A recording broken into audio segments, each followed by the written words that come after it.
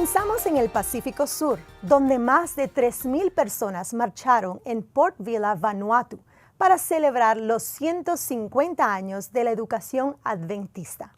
Líderes de otras denominaciones y funcionarios del gobierno nacional y local también se unieron a la celebración. Encabezando el desfile estaban las bandas marciales Vanuatu Mobile Force y Comforter, que tocaron himnos conocidos por los miembros de la Iglesia Adventista. Los participantes quedaron impresionados por el número de personas presentes, la mayoría de las cuales han sido impactadas por el sistema de educación adventista. Las escuelas adventistas de las islas Samma y Malekula también realizaron celebraciones en sus respectivos territorios. Un viaje misionero con voluntarios adventistas del Séptimo Día del Reino Unido llevó a 409 personas a Cristo en Tanzania. La misión fue organizada por el pastor George Lee, presidente de Train Them to Fish, y el doctor Winston Williams, de la Iglesia Adventista Woodford Green. En colaboración con la Asociación del Noreste de Tanzania, realizaron una campaña coordinada en 20 sitios. La campaña se centró en la enseñanza y predicación bíblica e incluyó seminarios sobre principios de salud y vida familiar. Se distribuyeron más de 300 Biblias junto con ropa, productos de higiene femenina y alimentos. En el Caribe, un grupo de 14 jóvenes pasó 10 días de sus vacaciones de verano impactando varias comunidades en Vieques, una isla municipal cerca de la costa este de Puerto Rico. El grupo fue el primero de la Iglesia Adventista del Séptimo Día en Puerto Rico en participar en un proyecto Misión Caleb. El grupo recorrió las principales calles de la ciudad y los barrios, orando por la gente y distribuyendo el libro Esperanza en medio del caos de Mark Finley. También limpiaron playas y calles, retiraron escombros de áreas públicas, distribuyeron comidas, realizaron una escuela bíblica de vacaciones y dirigieron reuniones evangelísticas. El proyecto Misión Caleb es un programa evangelístico de la Iglesia Adventista que promueve la participación de los jóvenes en el servicio durante las vacaciones escolares. El campamento juvenil adventista Karen, realizado en el campamento Wagner en Michigan, en los Estados Unidos, atrajo a casi 400 jóvenes y sus líderes con el tema Vivos en Cristo. El campamento de jóvenes adventistas de Karen, celebrado en el campamento Wagner de Michigan, Estados Unidos, atrajo a casi 400 jóvenes y a sus líderes bajo el lema Vivos por Cristo. Representan a la diáspora Karen, refugiados de Myanmar y Tailandia que han llegado a Norteamérica durante los últimos 10 a 15 años. Debido a la pandemia, fue la primera vez en 2 años que estos jóvenes pudieron reunirse en persona. Viajaron desde 17 estados de Estados Unidos y Canadá. Se dictaron seminarios sobre la historia, la cultura y la misión de los Karen, sobre la superación de los traumas y los desafíos, entre otros. Muchos de los jóvenes asistentes respondieron el llamado al bautismo y docenas se reconsagraron. Actualmente hay 56 congregaciones Karen repartidas por toda América del Norte, con solo 12 pastores a tiempo parcial o completo que son apoyados por la iglesia. La Iglesia Adventista del Séptimo Día celebró 100 años de historia en el estado de Sao Paulo, Brasil. Para conmemorar la ocasión, la sede local Nuevo Tiempo Brasil y la casa editora brasileña promovieron la idea de tener un megacoro llamado Adoradores. El evento tuvo como objetivo lograr el récord mundial del coro cristiano más grande del mundo, superando el récord anterior de 21.262 coristas. Dentro del estadio, 24.100 personas se reunieron y juntos acompañaron a grupos musicales tradicionales como Project Art, Nova Voz, Prisma Brasil y el cuarteto Arautos do Rei. La Iglesia Adventista tiene aproximadamente 1.250 iglesias y 283.000 miembros en Sao Paulo, Brasil. Veamos el coro más grande del mundo.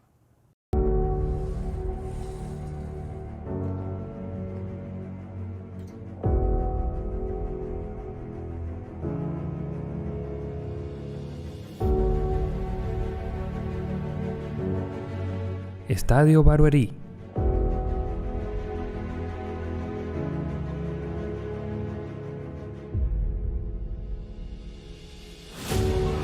Mega coro adoradores, Maranata.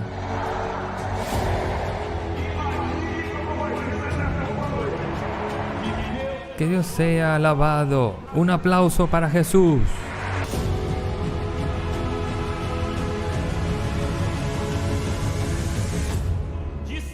De Sao Paulo para el mundo, nuestros corazones se llenan de alabanza. Mega coro adoradores. Amén.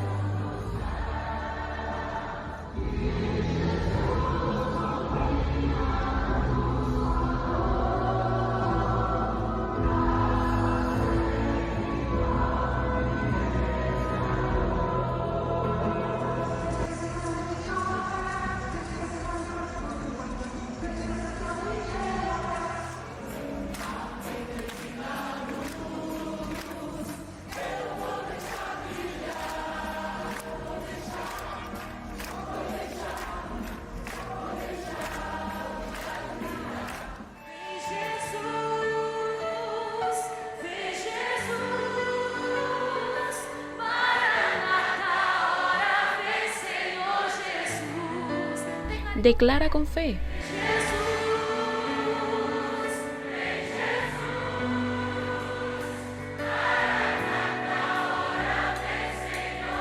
Amém, bem pronto, Jesús.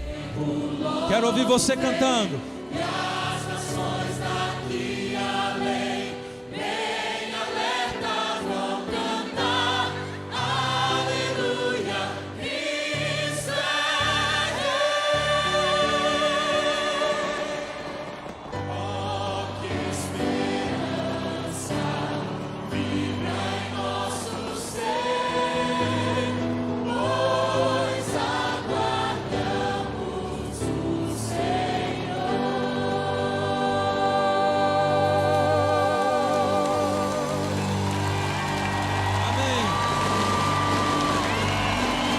Que Dios sea alabado. Maranata! Mega coral, Maranata! Maranata! Desde Brasil nos vamos hasta Inglaterra, donde los estudios bíblicos digitales están ayudando a las personas a encontrar libertad, sanidad y esperanza a través de la palabra de Dios. La pandemia de COVID nos obligó a encerrarnos, pero no impidió que compartiéramos el Evangelio. Creo que Zoom nos ha ayudado en nuestra misión. Nos ha dado oportunidades, ha abierto las puertas de lugares a los que no podríamos haber entrado antes. Toda la situación del grupo de estudio bíblico, los estudios en línea, comenzaron como resultado de dos individuos, dos refugiados que venían de Oriente Medio y querían convertirse en cristianos, querían conectarse con nuestra iglesia. Me complace mucho decir que hasta ahora hemos tenido 3 bautismos. Algo que pensé era solo local, resultó ser no solo nacional, lo que me sorprendió, sino también internacional. A seguir, la Iglesia Adventista del Séptimo Día envía más de 100 misioneros para llevar el amor y la salvación de Dios a millones de personas en el norte de Asia. Después de eso, conoceremos un poco de lo que Dios está haciendo en Ruanda a través de miembros comprometidos.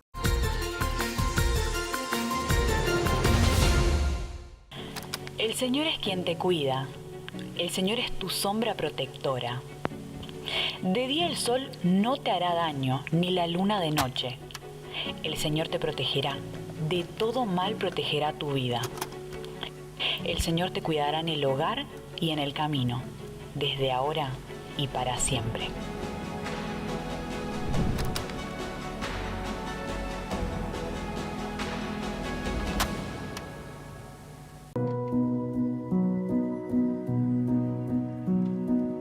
espada es toda palabra de Dios. Él es escudo para los que en Él se refugian. Seguro que a tu alrededor pasan cosas que no logras entender, ¿no es así? Muchas veces no tenemos idea de lo que Dios está haciendo, pero es justamente en esos momentos en donde debemos recordar que Dios reina. Encomienda a Jehová tu camino y espera en Él, y Él hará.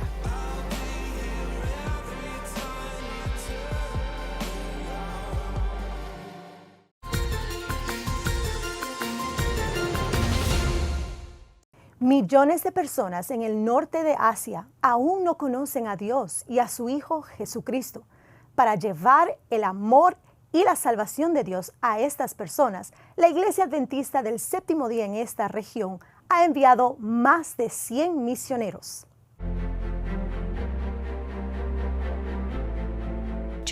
Para llegar a estas almas, la División Asia-Pacífico Norte ha enviado 138 misioneros al Movimiento Misionero Pionero y 38 al Ministerio de Campus Público, sirviendo en 13 países, entre ellos Japón, Mongolia y Taiwán.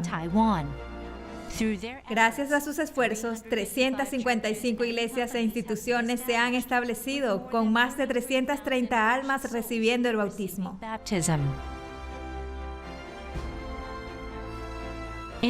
Además, en los últimos 29 años, cerca de 110 misioneros del movimiento de los 1000 misioneros han sido enviados a 47 países, resultando en 1.481 iglesias plantadas con más de 710 bautismos. Participación total de los miembros. Esa es la principal iniciativa misionera de la Iglesia Adventista del Séptimo Día. Veamos cómo Dios está usando la participación total de los miembros para lograr un impacto eterno en Ruanda. En 2016, la Conferencia General lanzó una iniciativa inspirada por Dios llamada Todo Miembro Involucrado.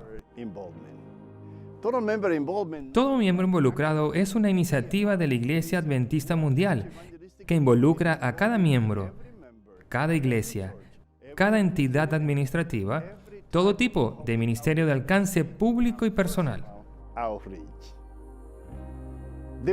El primer evento TMI se organizó en Ruanda en colaboración con la División de África Centro-Oriental y la Unión de Ruanda. Dirigido por el presidente de la Conferencia General, Pastor Ted Wilson, y su asistente para TMI, Dwayne McKee. Involucra evangelistas y pastores de África, Europa y América.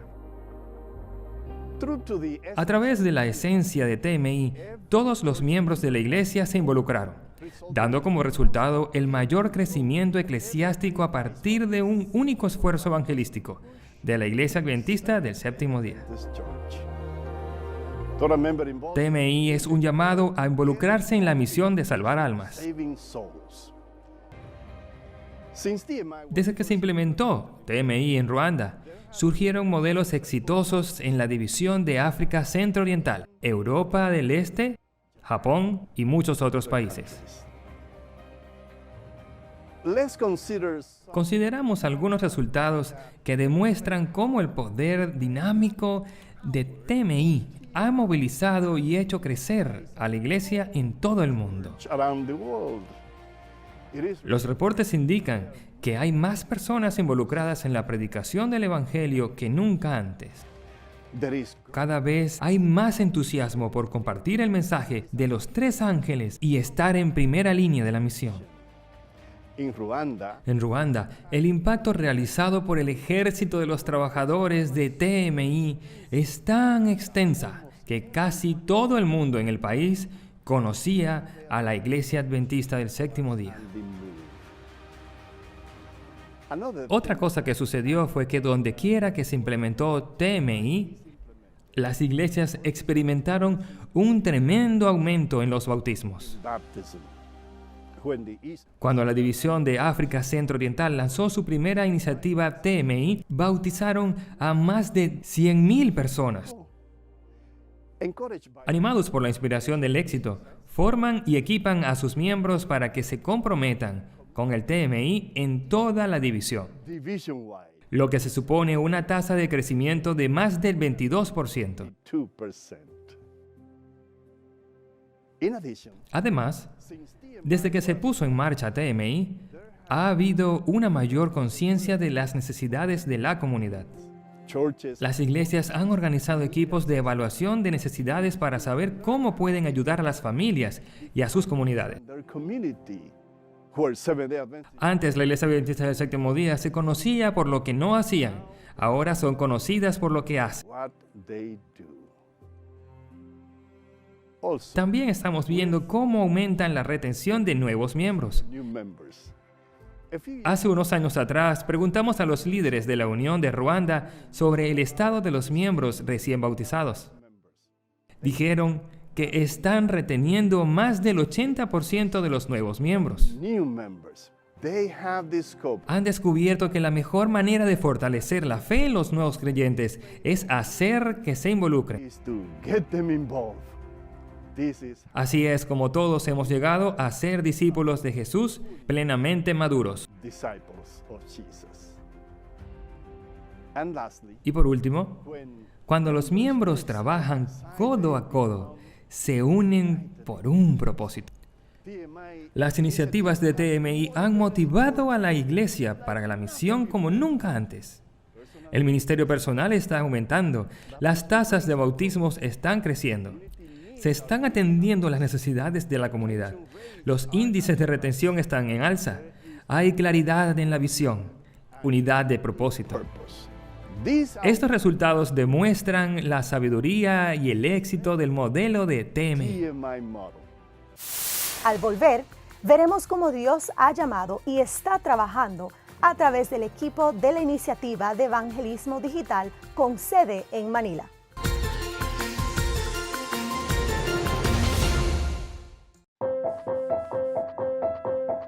Mi papá es bajito, pero igual, cuando crezca, quiero ser de su mismo tamaño.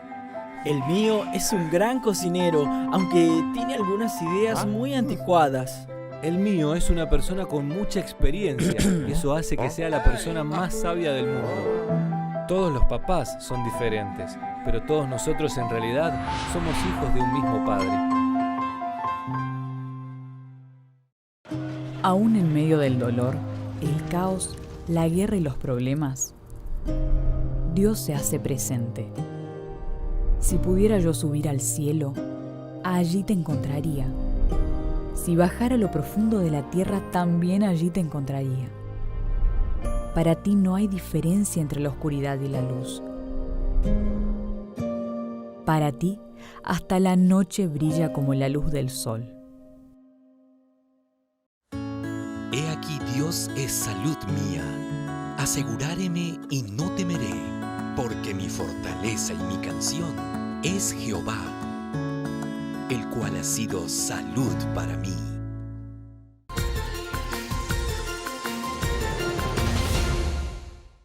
Ahora nos vamos a Filipinas para conocer al equipo de la Iniciativa de Evangelismo Digital de Manila y cómo han respondido al claro llamado de Dios en sus vidas para alcanzar el mundo para Cristo.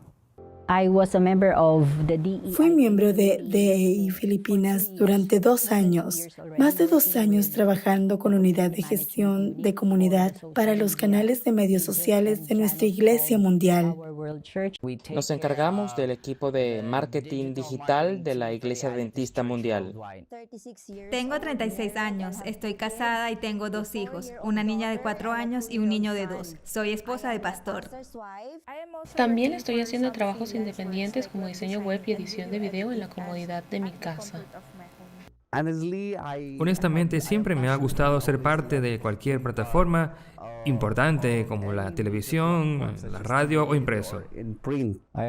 Soy miembro de la Iglesia Adventista del Séptimo Día de Santa Cruz, del distrito de Purac, y hace 1 año y medio trabajo para DI como diseñador gráfico. Ser misionero digital me ayudó a crecer y desarrollarme gradualmente en alguien que Dios quiere que sea.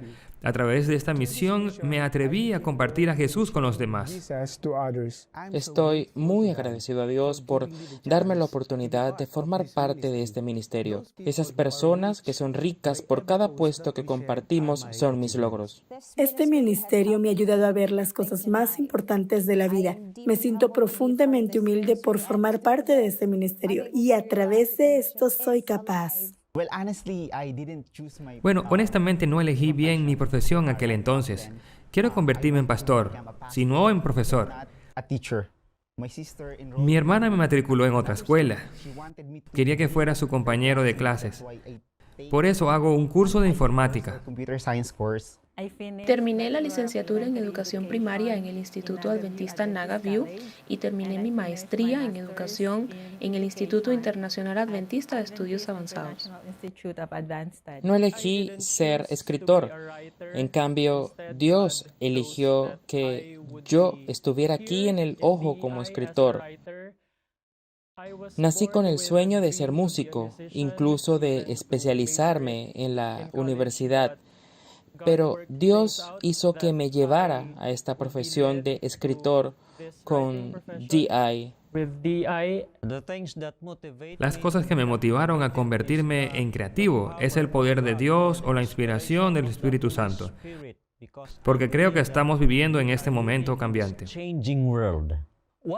Lo que me hace competente en mi campo son los retos a los que me enfrenté en el pasado. El tiempo cambia y como el tiempo cambia, el diseño cambia. Realmente quería mejorar. Es interesante ver cómo Dios te prepara para resolver los problemas a través de tu vida. Hay muchas cosas que puedes imaginar para las que no estás preparado para hacer, pero cuando miras atrás, todo lo que has hecho te ha ayudado a desarrollar las habilidades que necesitas. Desde que era niño, siempre me ha gustado dibujar y hacer cosas creativas. Fui elegido presidente de comunicación de aventura en la conferencia Centralizón. Al mismo tiempo, nombrado vicepresidente y ahora actúo como presidente de GAIN al norte de Filipinas. Sinceramente me considero muy competitivo porque no quiero conformarme con mis logros pasados. Por eso siempre me pongo metas más grandes. Pensaba que las redes sociales se limitaban a Facebook hasta que en Day descubrí una perspectiva nueva y diferente. Haremos todo lo posible para servir en este ministerio. Es de esperar que nos enfrentemos a muchos retos y luchemos contra diferentes problemas. Esperamos compartir futuramente más testimonios del equipo de la iniciativa de evangelismo digital. Y finalmente vamos a Sri Lanka para escuchar la historia de Vandara, el pionero de misión global que sufrió por el Evangelio de Cristo. Vandara odiaba a los cristianos. No le gustaba que creyeran que Dios creó el mundo y que Dios puede perdonar pecados. Pensó que ambas cosas eran imposibles. Un día todo cambió para Vandara. Un día vi que Dios tenía un plan. Él me cambió a través de una persona cristiana. Me ayudó a salir de mis problemas y muchas otras cosas. A través de él vi lo que es la gracia de Dios y vi su amor a través de él. Por eso me aceptaron. Después de aceptar a Cristo a través del bautismo, Vandara quería compartir la luz que recibió con otros. Con ese compromiso en su corazón, decidió convertirse en un pionero de misión global. Quería predicar de Jesús y algún día fundar una nueva congregación de creyentes. Su pasión y compromiso por compartir a Jesús crecía día tras día. El cambio en la vida de Vandara fue evidente para su familia y amigos. Comenzó a recorrer la ciudad de un lugar a otro, compartiendo el mensaje de amor y perdón de Cristo. Las acciones de Vandara cautivaron la atención de toda la comunidad, no todos por buenas razones. Sus visitas regulares alarmaron a un grupo que creía que sus acciones podían perjudicar a la comunidad. Un gran grupo de jóvenes conspiró para golpear a Vandara y así detener sus visitas. Cuando Vandara volvía a casa por su ruta habitual, Los jóvenes lo emboscaron, le bloquearon el camino y lo golpearon. Bandara considera ese incidente como la lucha más mortal de su vida cristiana. Así que cerré mis ojos porque necesitaba salvar mi fe. Eran 2 personas que estuvieron tal vez 15 minutos golpeando sin parar. Finalmente podía sentir su poder. Los golpes no tenían poder. Al final utilizaron un casco para golpearme la cabeza. Oré, por favor, que no me quede ninguna cicatriz de que me han golpeado. Así que cuando fui a la parte de atrás de mi casa para ver, nada, no tenía ninguna marca. Bandara sobrevivió a varias palizas manteniéndose firme en su rostro. Cuando la gente se enteró de esto, muchos apoyaron a Bandara porque sabían que quería ayudar a la comunidad. La pasión y el compromiso de Bandara por llevar a más personas a Jesús crece cada día. Si no hacemos nuestro trabajo misionero, ¿quién lo hará? Dios nos elige y Dios nos llamó para que lo ayudemos a trabajar, así que tenemos que ir. Oremos por Bandara y otros pioneros de la misión global que sirven a pesar de los riesgos que conlleva su compromiso. Gracias por tu apoyo a la misión global. Estás ayudando a los plantadores de iglesias de todo el mundo.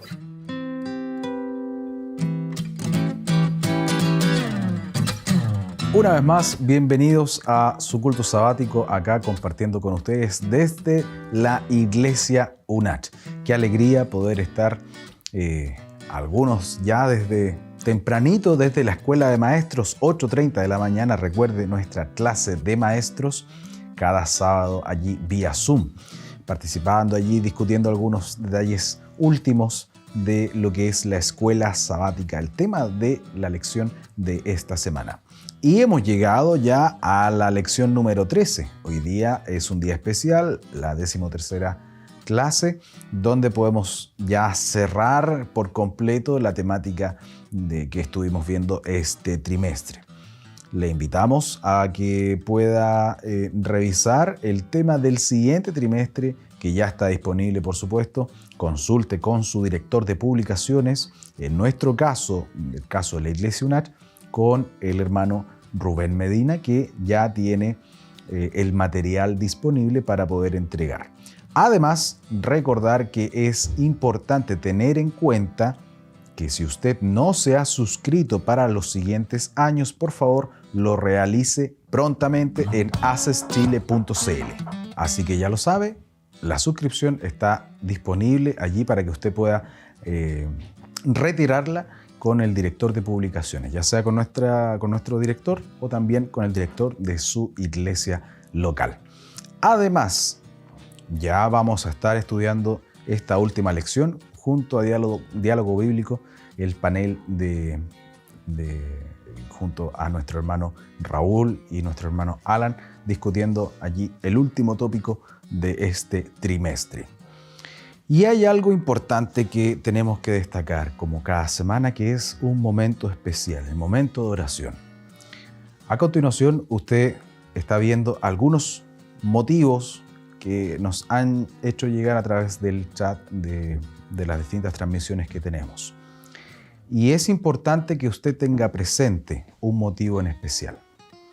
Ya estamos casi finalizando el año, estamos comenzando en unos pocos días más lo que es el mes de octubre, y hay varias actividades que tenemos como iglesia a nivel nacional, también a nivel local, y actividades de celebración. En el mes de octubre, nuestra Universidad Adventista celebra un año más su aniversario, y hay actividades de acción de gracias que se van a estar realizando en distintas etapas. Y es por eso que les queremos invitar a participar en la oración de todos los planes que tiene la universidad. Sabemos que a nivel nacional existen complicaciones, desafíos futuros que acomplejan lo que significa distintos planes académicos, universitarios, y que pueden también afectar a la universidad. Y es por eso que queremos invitarles a que sigamos orando por la educación, sigamos orando por aquellos profesores, sigamos orando por los futuros alumnos y estudiantes que van a estar en esta casa de estudios, y lo más importante, que puedan llevar la misma misión y la visión que tiene la Universidad Adventista de Chile en sus corazones. Es importante que como universidad se pueda entregar esta posta para que otros puedan servir a la humanidad, servir a su entorno con un plus diferente, que es la educación adventista. Entonces les invito a orar en esta mañana por este motivo en particular, por la universidad y por la educación adventista. Oremos. Padre Santo, queremos darte gracias nuevamente por darnos la posibilidad de alabar tu nombre. En esta mañana queremos pedir por un motivo en particular, que es la educación adventista, y también por nuestra universidad, por la Universidad Adventista de Chile. Sabemos que lo que se está viviendo en esta época muchas veces puede complicar ciertos procesos, algunas situaciones académicas y de planificación, y sabemos que tú eres quien gobierna todos los planes y tu voluntad nunca falla. Quédate con aquellos que se encuentran a nivel administrativo, que tú puedas darles la orientación necesaria para poder llevar adelante la misión, y también con aquellos que cada año entran a esta casa de estudios para poder de alguna manera seguir el mensaje que tienes para ellos. Quédate con nosotros, quédate en nuestros hogares, en nuestras casas, y también una vez más te agradecemos por este maravilloso sábado que nos entregas. En tu nombre, amén. Muy bien, luego de este momento de oración queremos invitarles una vez más a ver lo que es el Probad y Ved de esta semana. Posterior, diálogo bíblico junto a nuestros amigos Alan y Raúl. Libertador San Martín se encuentra en Argentina y desde allá nos llega una linda historia. Carlos estaba desempleado y tenía dificultades para encontrar un trabajo con el sábado libre. Las dificultades aumentaban cada día, pero su decisión de ser fiel a Dios era más fuerte. Ese viernes yo cobré el sueldo de la semana y fui a casa, saqué todo lo que pertenecía para Dios, y allí me sobró solamente $1. Cuando llego, me dice mi esposa: Carlos, ¿compraste algo de mercadería? Y le digo, no compré, le digo, Olga, porque ya está entrando el sol y yo no quiero hacer negocio durante la puesta de sol. Y me dice, mira que no tenemos mercadería, no tenemos nada para mañana. Comeremos lo que tenemos y deja que los chicos coman lo que sobró del mediodía, viernes, que coman esta noche y mañana veremos a ver qué hacemos, le digo. Entonces devolvimos el diezmo, las ofrendas, y cuando terminó la reunión de la iglesia volvimos a casa y allí estábamos almorzando. Para nosotros era un almuerzo, para mis hijos también, y a la tarde alguien golpea las manos y era un amigo que venía para traerme algo para que podamos comer con mi esposa. Me dice, Tomás, por todo lo que ustedes hicieron por nosotros cuando andábamos con problemas, que andábamos mal, te traigo para que coma con tu familia. Nos quedó arrodillarnos y agradecerle a Dios por las bendiciones que estábamos recibiendo. Salimos de ahí, cuando llegamos a la puerta de la iglesia también llega el anciano. Él me dice, Carlos, quiero preguntarte algo. Siento el deseo de hacerte esta pregunta, pero a vos. ¿Te gusta el pan oreado? Hermanos, me largué a llorar. Me largué a llorar porque dije, Dios proveerá. No teníamos nada. Y él mismo me abrazó y se largó a llorar junto conmigo. Él me prometió darme pan. Así que después de la sociedad de jóvenes de la iglesia, fui a la casa y llevé una bolsa grande de pan, una bolsa de galleta fresca. Cuando llego a mi casa me arrodillo junto con mi esposa y nos mirábamos y decíamos, ¿cómo es Dios? Realmente es maravilloso la promesa que hace. Carlos y su familia decidieron permanecer en los brazos del Padre confiando en su providencia. Hoy tienen una linda historia con Dios para compartir con sus amigos. Sus corazones rebosan de gratitud. Me di cuenta realmente que Dios me está bendiciendo en abundancia. Por eso confío en Dios. No dejo de dar el diezmo, no dejo de dar las ofrendas. En la actualidad tengo un pacto también hecho y estoy aumentando cada vez más el pacto para poder terminar la iglesia que estamos construyendo aquí en el barrio América, para poder tener muy pronto nuestra iglesia, poder alabar a Dios como se lo merece. Y Dios dice, yo os abriré la ventana de los cielos y derramaré bendiciones hasta que sobreabunde. Y en mi familia no me falta nada. El gran deseo de Carlos es que otras personas puedan probar la felicidad que Dios da a aquellos que confían en Él y entregan su vida en sus manos. Cuando uno se pone en las manos de Dios, Dios es un Dios de amor, es un Dios constante, no te abandona bajo ningún punto de vista. Los brazos del Padre están abiertos para recibir su vida.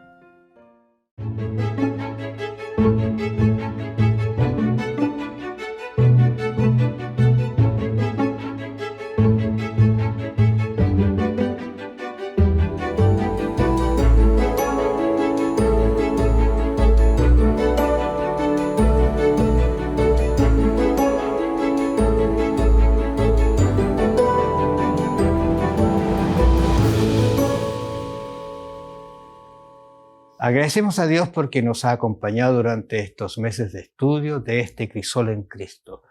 Ha sido ir y venir en momentos difíciles, de dificultad, pero cómo hemos ido entendiendo y solucionando los problemas que a veces son tan difíciles y que a lo mejor no tienen respuesta en esta vida, pero sí Dios ha dado respuesta por medio de este estudio. La verdad las cosas es que todos hemos nacido en un mundo de pecado. No hay nadie que se pueda adjudicar el de ser santo en este mundo, excepto Jesús, que anduvo sin pecado por este mundo. Vamos a descubrir ahora este último episodio de la vida de Jesús que nos muestra que Él realmente pasó por un crisol, pero un crisol que te da la opción de tener vida eterna y ser salvo. ¿Cómo estás, Alan? Muy bien, contento de llegar a esta última lección y ya mirando la próxima. Claro, uno piensa, si quisiera decirte, y no me responda en realidad, ¿cuál es la lección que más te ha gustado durante este trimestre? ¿No es cierto? Hay muchas que pueden ser preciosas, pero yo creo que esta última tiene un tinte realmente que enfoca la base de nuestra salvación. Este crisol, Cristo en el crisol. Esta es la más importante, en mi opinión, así que hace reflejo del título de lo que ha sido este trimestre. Mirar, por ejemplo, si rápidamente uno piensa Cristo como niño, estuvo en el crisol, en su ministerio, en el Getsemaní, en la cruz, y la salvación de todos nosotros gracias a lo que Él hizo. Uno podría decir también, ¿y qué sufrió Cristo? ¿Qué podemos aprender de su sufrimiento? ¿Hubo sufrimiento? Yo pienso que no hay comprensión para eso, ¿no? Tú recuerdas el Getsemaní capítulo 27 de Mateo, que lo describe y dice cerca de la hora novena. ¿Cuál es la hora novena para quienes no conocemos del horario? Porque la hora novena dice, pues en las 9 de la noche, no, me parece que no es. La hora se contaba desde la salida del sol, ¿verdad? Sí, de sol a sol. De sol a sol. Así que, ¿qué sería la hora novena? Las 6, son 6 horas más. ¿Ah? 6 horas más. Claro. Estamos contando si partimos a las 6, como a las 6, qué sé yo. Bueno, más o menos. Pero él dice a esa hora en que el sol ya se está colocando, dice, Elí, Elí, lama sabactani. Que quiere decir, ¿no es cierto? Dios mío, ¿por qué me has desamparado? 3 de la tarde, estaba a ponerse el sol, está todo apresurándose para que salga, digamos, y venga lo que es el Santo Sábado. Y él está clamando y diciendo, Dios mío, ¿por qué me has desamparado? Era la hora del sacrificio. Y eso es interesante. Acá hay mucho detalle histórico que es importantísimo, pero esa frase, yo creo que algunos hermanos saben, está sacada de un salmo, del Salmo 22, que tendríamos que tener bastante tiempo para analizarlo, porque Cristo está haciendo una cita en el momento de su mayor agonía en la cruz, e incluso en la lengua aramea. Es bien interesante todo lo que hay de fondo, pero para fines de nuestra última lección, este grito desesperado de Cristo es el dolor misterioso que yo creo que en las edades eternas solamente vamos a entender, pero que claramente no tiene que ver cuando uno lee el Salmo 22 solo con el sufrimiento físico, sino con el pecado que estaba siendo cargado sobre el Hijo del Hombre, sobre Cristo nuestro Salvador, y la separación especialmente que le estaba ocasionando por cargar el pecado de la humanidad de, ¿no es cierto?, la presencia de su Padre. Ese es la profundidad de lo que estamos viendo acá. Exactamente. Comenzando con la niñez de Jesús, uno se encuentra con algunos pasajes que son hermosos. Se recuerda especialmente para la Pascua, el 25 de diciembre, lo que es el nacimiento de Jesús. Capítulo 2, versículo 7 de Lucas, que es lo que tienes allí dice, y dio a luz un hijo, ¿no es cierto? Lucas es un escritor que va a relatar antecedentes muy investigados, en realidad, vamos a decir así, ¿no es cierto? Lucas 2.7, ¿qué es lo que dice? Lucas 2.7 dice así: así que dio a luz a su hijo primogénito, lo envolvió en pañales y lo acostó en un pesebre porque no había lugar para ellos en la posada.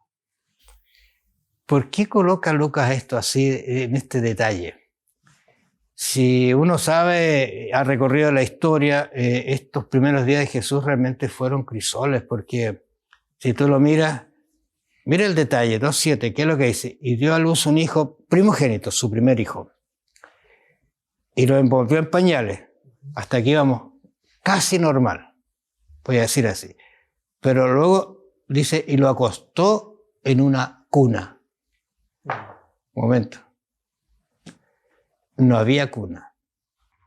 Quizás es bueno explicar porque un pesebre, uno dice el pesebre cuando lo coloca en la Navidad y bien bonito, pero un pesebre o pesebrera era el lugar donde tú guardabas los animales, porque no había lugar, no había posada, digamos, o un lugar donde en forma digna poder dejar a una familia esa noche, por la fiesta, por el ajetreo que atraía la Pascua, y ellos están en ese lugar y ahí van a ser el Hijo de Dios, el Salvador. Es impresionante cómo desde el inicio Jesús está en condiciones desfavorables, de pobreza, de humildad, de riesgo, pero ahí está nuestro Salvador. Es interesante eso porque se dice que el ser humano es el pequeño que nace más indefenso de la naturaleza, porque tú ves nacimientos de los animales que salen caminando, qué sé yo, y muy poco cuidado, pero si tú no cuidas a un niño en su nacimiento es terrible, puede morir, incluso no dándole amor y cariño puede producírsele un terrible daño al pequeño. Pero aquí dice, vuelve a acostar en un pesebre porque no había para ellos lugar en el mesón. ¿Dónde? En una casita, en una cama, no había lugar. Entonces, eso estoy pensando yo que es rebajar mucho porque están haciendo nada menos que Dios, el Hijo de Dios. Uno podría hacer una aplicación muy homilética, como dicen los estudiosos cuando usan esa palabra, pero está bien. No había lugar para ellos en la posada. Dios nos ayude para nunca que eso se diga de nuestra vida, de nuestro corazón. No hay lugar para Cristo, no hay lugar para el Señor en mi casa, en mi hogar, en mi vida profesional. Que nunca pase eso. Pero ya desde el inicio es como a manera de preludio de la vida de Cristo, como un anticipo, quizás esa frase nos está diciendo que lamentablemente su propio pueblo no lo recibiría. su propia sangre, su propia gente, en esa pequeña figura aparentemente del nacimiento del Señor Jesús. Ahora Juan, que describe tan maravillosamente a Juan, coloca una frase en su libro capítulo 1, versículo 46, en un contexto importante, dice, ¿de Nazaret puede salir algo bueno? ¿Por qué Juan pone esa frase? ¿Por qué se dice esa frase? Sí, yo a veces me he tratado de ilustrar esto en forma bien sencilla. Es como, voy a hablar de Santiago o Chillán. Piensa en la población o sector más pobre, más, digamos, marginal, incluso más peligroso y pequeño, insignificante. Algo así era la visión que se tenía de Nazaret. No tenía relevancia ese lugar, era una zona de muy pocos recursos, incluso a veces con riesgo social, como dicen hoy en día. Y nadie, como dice hoy en día la gente también, nadie daría un peso por ese lugar. Y entonces la expresión que aparece acá era algo muy común en ese tiempo. ¿Cómo va a venir algo bueno o positivo de allí? Nadie se lo imaginaba. Y si tú agregas algo, tú recuerdas que ellos fueron a capítulo 2, 22, ellos fueron a ofrecer cumpliendo los días de la purificación, dice, conforme a la ley, esos trajeron a Jerusalén para presentar al Señor. ¿Y qué trajeron? ¿Trajeron al corderito? No. La Escritura dice que no, para ofrecer conforme a lo que la ley dice, un par de tórtolas y 2 palominos. O sea, la ofrenda más pobre. La forma más pobre. Los primeros días de Jesús en realidad fueron de pobreza. De necesidad, de escasez, ¿no? De escasez. Entonces, eso nos debe hacer pensar desde ya en cómo inicia la vida de nuestro Salvador en este mundo. Ya el crisol está haciendo su efecto, no solo en María, sino en Jesús también.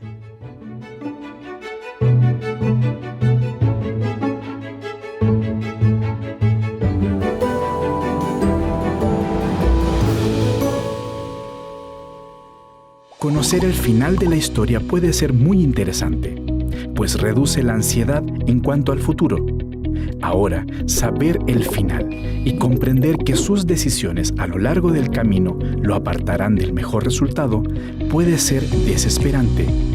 La buena noticia es que la historia todavía no terminó. El final ya es conocido, pero su participación en el contexto puede ser alterada. Eso quiere decir que todavía hay tiempo para elegir el lado correcto, aquel que le dará el final feliz.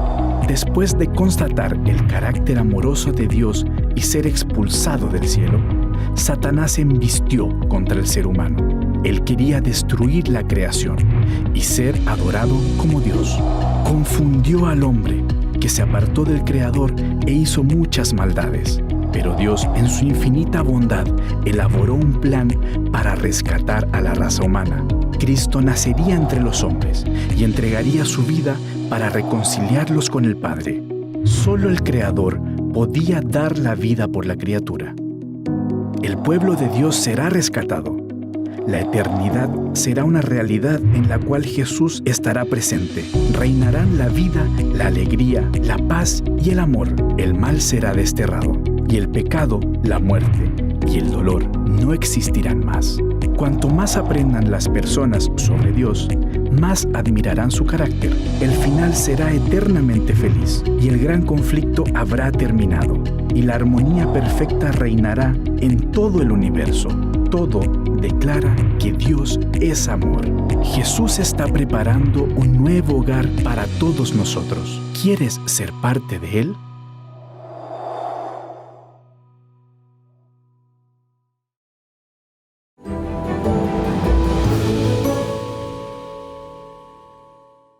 Vamos a seguir conversando acerca de la vida de Jesús, porque el crisol ahora está centrado en la vida de Jesús. Tú tienes Isaías 53:3. No sé cómo dice esa versión allí. Sí, dice acá 53:3, despreciado y rechazado por los hombres, varón de dolores, hecho para el sufrimiento. Todos evitaban mirarlo, fue despreciado y no lo estimamos. Bueno, este texto, si tú recuerdas, en un momento en que Cristo habló de Isaías, lo omitió, ¿eh? Y de hecho, los contemporáneos de Jesús, los dirigentes judíos, no creían que esto se refería al Mesías en realidad. No podían entender que el Mesías fuera de esta naturaleza. Lo que describe Isaías en capítulo 53. Lamentablemente debo añadir a eso que hasta el día de hoy, porque tuve la oportunidad de estar en Israel, vivir allí, y muchas Biblias hebreas que se usan en los colegios no tienen este texto. Así de radical, no. Tú vas al 51 y de repente vas al 54, el 53 está omitido. Claro, porque si tú lo miras con tranquilidad, lo que se pretendía que viniera el Mesías, el conquistador, el hombre grande, imagínate todos los milagros que hizo, ¿cómo se va a entender que va a ser despreciado, va a ser humillado? Me parece que no se logró entender, pero eso fue. Es un texto chocante cuando uno lo lee. Pero sucedió así, exactamente. Fue despreciado, rechazado entre los hombres. Su ministerio, que según entendemos fue primero dado a los dirigentes judíos, ¿no es cierto?, tratando de convencerlos y de hablarles de que él era el Mesías, era el Cristo, quisieron apedrearlo y matarlo. O sea, era una cuestión terrible, despreciado. Varón de dolor, dice, hecho para el sufrimiento, es la versión interesante, ¿no es cierto? O experimentado en quebranto. Experimentado en quebranto. Fue despreciado y no lo estimamos.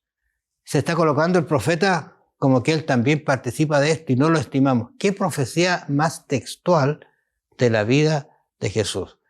Despreciado y rechazado entre los hombres. Fíjate que aquí en Mateo 23, 37, mira lo que dice aquí. Quizás uno puede entender este texto ahora con mayor tranquilidad después de ver esto. Mateo 23, 37. Dice, Jerusalén, Jerusalén, que matas a los profetas y apedreas a los que te son enviados. ¿Cuántas veces quise juntar a tus hijos como la gallina junta a sus polluelos debajo de sus alas, pero no quisiste? Ahora, yo lo leo normal, pero yo pienso que aquí Cristo está casi llorando. Dice el texto literalmente que es la lamentación sobre Jerusalén, está llorando y con mucho dolor, porque recordemos lo del principio, todo está unido. A quien más van a rechazar va a ser aquel que viene, que se ha despojado, que ha vaciado el cielo para poder en primer lugar morir por su pueblo, para cumplir el propósito, pero este pueblo lo va a despreciar, lo va a rechazar y lo va a maltratar de una manera inimaginable. No sé si uno podría ejemplificarlo quizás, pero estoy pensando, él mirando a Jerusalén y dice, pero ¿cómo? ¿Por qué me rechaza? Yo te tengo la solución. Podría estar elevado, ser un pueblo grandioso, maravilloso, pero mira lo que vas a llegar a ser. Y él, de hecho, tú recuerdas, proféticamente habló de esa Jerusalén que iba a ser destruida. Las profecías así lo anunciaban y se cumplieron.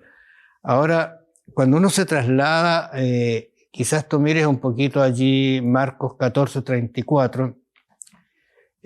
Yo voy a mirar Lucas.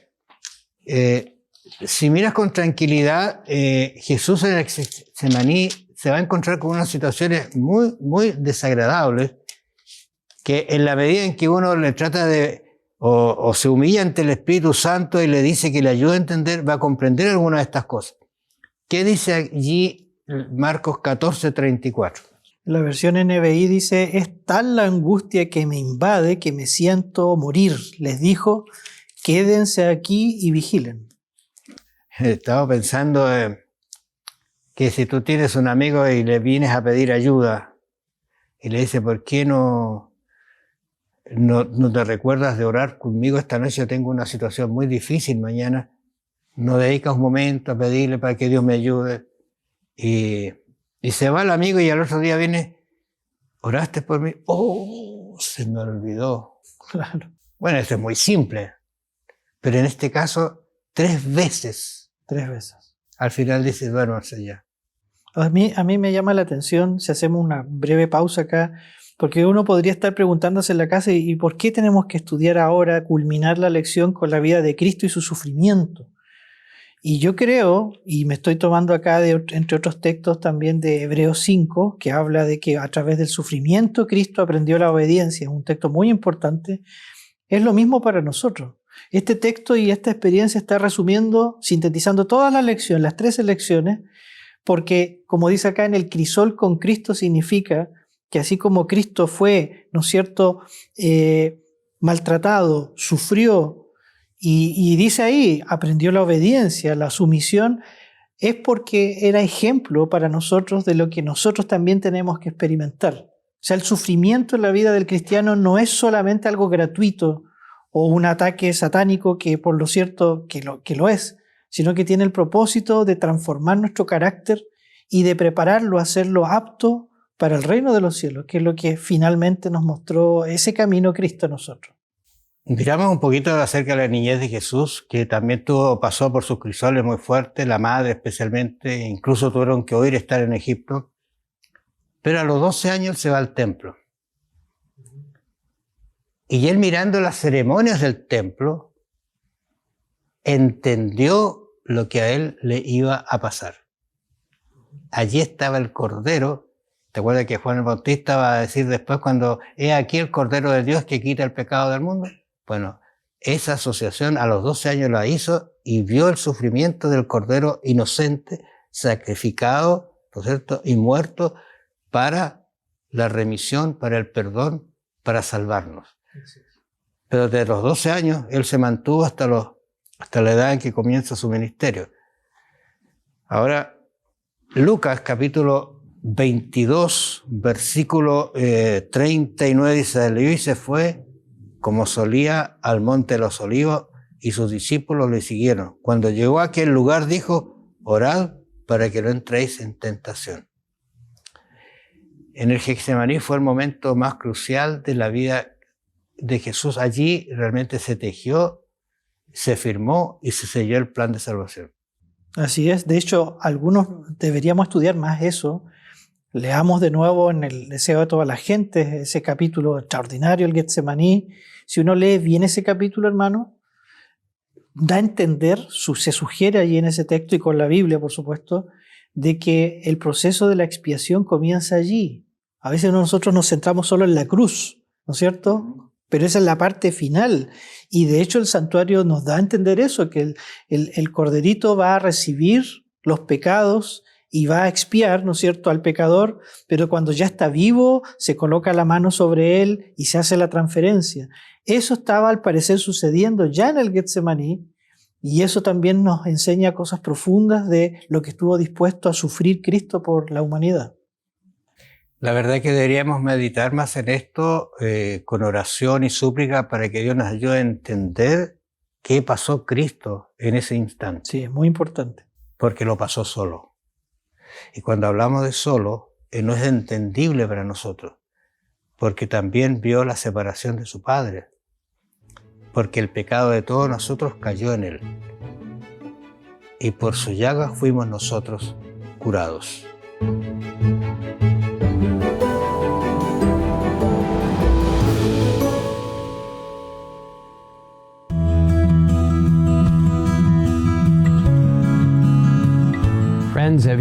Amigos, ¿alguna vez se han preguntado cómo las personas que alguna vez fueron malas se vuelven buenas? ¿Cómo es que aquellos que antes estaban llenos de odio se vuelven amorosos y amables? ¿Llegan a ser libres aquellos que fueron esclavizados por las drogas, el alcohol, el tabaco y otros hábitos debilitantes? ¿Cómo se produce esta transformación? ¿Se vuelve uno bueno simplemente esforzándose? La verdad es que tratar de ser bueno separado de Cristo puede volverse muy desalentador porque nunca podremos por nuestra propia cuenta ser suficientemente buenos para ser salvos del pecado. La experiencia de la salvación que llega hasta lo más profundo del alma viene solo de Dios. Y hablando de esta experiencia, Cristo dijo en Juan 3, versículos 3 y 5, el que no naciere de nuevo no puede ver el reino de Dios. El que no naciere de agua y del Espíritu no puede entrar en el reino de Dios. Solo a través de Jesucristo se puede experimentar la salvación, porque como se nos dice en Hechos 4:12, no hay otro nombre bajo el cielo dado a los hombres en que podamos ser salvos. Jesús mismo dijo, yo soy el camino, la verdad y la vida. Nadie viene al Padre sino por mí. La experiencia de la transformación, es decir, la salvación, viene solo a través de Jesucristo. Nuestra 10ª creencia fundamental de los adventistas del séptimo día lo explica de esta manera. En infinito amor y misericordia, Dios hizo a Cristo, que no conocía el pecado, para que fuera para nuestros pecados, para que en Él pudiéramos experimentar la justicia de Dios. Guiados por el Espíritu Santo, sentimos nuestra necesidad, reconocemos nuestra pecaminosidad, nos arrepentimos de nuestras transgresiones y ejercemos la fe en Jesús como Salvador y Señor, sustituto y ejemplo. Esta fe salvadora viene a través del poder divino de la palabra y es el regalo de la gracia de Dios. A través de Cristo somos justificados, adoptados como hijos e hijas de Dios y liberados del señorío del pecado. A través del Espíritu nacemos de nuevo y somos santificados. El Espíritu renueva nuestras mentes, escribe la ley de amor de Dios en nuestros corazones y se nos da el poder de vivir una vida santa. Permaneciendo en Él, nos hacemos partícipes de la naturaleza divina y tenemos la seguridad de la salvación ahora y en el juicio. Jesús nos ofrece sin costo alguno a cada uno de nosotros el don de la salvación total del pecado. Nuestra parte al aceptar este regalo se explica en Romanos 10, versículos 9 y 10. Si confesares con tu boca que Jesús es el Señor y creyeres en tu corazón que Dios le levantó de los muertos, serás salvo. Porque con el corazón se cree para justicia, pero con la boca se confiesa para salvación. Una vez que aceptas el maravilloso regalo de Dios, Él perdona tus pecados pasados y te mira como si nunca hubieras pecado. Luego promete ayudarte a vencer el pecado por medio de Él. Leemos esta hermosa promesa en el libro de Judas, versículos 24 y 25.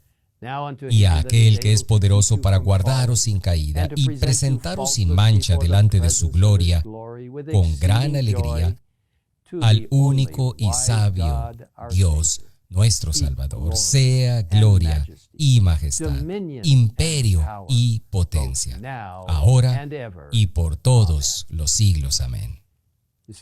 ¿Se dan cuenta, amigos? Después de aceptar a Jesús, somos llamados, como dice en Romanos 6, versículo 4, a andar en vida nueva. El Hijo de Dios vino a salvar a su pueblo de sus pecados. Dios quiere mostrarte una mejor y más feliz manera de vivir. En Ezequiel 36, versículo 26, leemos esta hermosa promesa.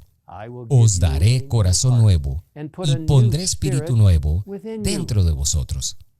Jesús nos encuentra donde quiera que estemos y se deleita en salvarnos de nuestra condición perdida. No hay camino demasiado oscuro para que Él viaje para salvarnos. No hay vida demasiado pecaminosa que su gracia y su perdón no puedan rehacernos. Debido a su gran amor, le respondemos con amor y agradecimiento. Si me amáis, dice Jesús, guardad mis mandamientos. Nuestra respuesta de amor al asombroso sacrificio de Jesucristo es seguirlo y obedecer sus enseñanzas. Si profesamos amar a Dios, pero rehusamos seguir su liderazgo, nuestra profesión no significa mucho. Nuestra elección de seguir su guía es nuestra respuesta de amor por su asombroso sacrificio. Pero si cometemos errores o nos desviamos, Dios todavía está ahí para nosotros. La noche antes de que Jesús fuera crucificado, advirtió a sus discípulos: velad y orad, para que no entréis en tentación. El espíritu a la verdad está dispuesto, pero la carne es débil. Aunque hayamos escogido a Jesús, aún seremos tentados a pecar. Pero Dios no nos dejará solos. Él promete en Hebreos 13, versículo 5, no te desampararé ni te dejaré. En respuesta al amor y cuidado de Dios por nosotros y a través del poder del Espíritu Santo podemos vivir vidas transformadas. Porque el amor de Cristo nos constriñe, escribe el apóstol Pablo, a que los que viven ya no vivan para sí, sino para aquel que murió y resucitó por ellos. Pablo continúa diciendo, de modo que si alguno está en Cristo, nueva criatura es. Las cosas viejas pasaron, he aquí, todas son hechas nuevas. Cuando aceptamos a Jesús como nuestro Salvador y entregamos nuestra vida a su control, podemos estar seguros de nuestra salvación eterna. Juan escribe, y ahora, hijitos, permaneced en Él, para que cuando se manifieste tengamos confianza, para que en su venida no nos alejemos de Él avergonzados. Para concluir, me gustaría compartir con ustedes esta hermosa descripción de lo que significa experimentar verdaderamente la salvación en Cristo. Viene de un libro maravilloso, El Camino a Cristo, que está disponible sin costo en egwritings.org. Esto es lo que escribe la autora inspirada. La vida en Cristo es una vida de reposo. Tal vez no haya éxtasis de los sentimientos, pero debe haber una confianza continua y apacible. Tu esperanza no se cifra en ti mismo, sino en Cristo. Tu debilidad está unida a su fuerza, tu ignorancia a su sabiduría, tu fragilidad a su eterno poder. Así que no has de mirar a ti mismo ni depender de ti, sino mirar a Cristo. Piensa en su amor, en la belleza y perfección de su carácter. Cristo en su abnegación, Cristo en su humillación, Cristo en su pureza y santidad, Cristo en su incomparable amor. Tal es el tema que debe contemplar el alma. Amándole, imitándole, dependiendo enteramente de Él, es como serás transformado a su semejanza. Si aún no has experimentado esta vida de descanso en Cristo, te invito a aceptar hoy esta hermosa experiencia de salvación. Por favor, unámonos en oración. Padre que estás en los cielos, gracias por la forma en que el Espíritu Santo obra en el corazón. Cómo Cristo transforma nuestras vidas, nos lleva a una correcta relación con el Padre. Señor, a medida que cada uno de nosotros se enfrenta a los desafíos que se nos presentan cada día, ayúdanos para que podamos apoyarnos completamente en Cristo y en su poder, para transformar nuestras vidas, para que podamos llegar a ser cada vez más como Jesús. Gracias por esta promesa ahora y por la eternidad, y por la promesa del pronto regreso de Jesús cuando seremos completamente nuevos y viviremos en un ambiente perfecto para siempre. Gracias por escucharnos. En el nombre de Jesús te lo pedimos. Amén.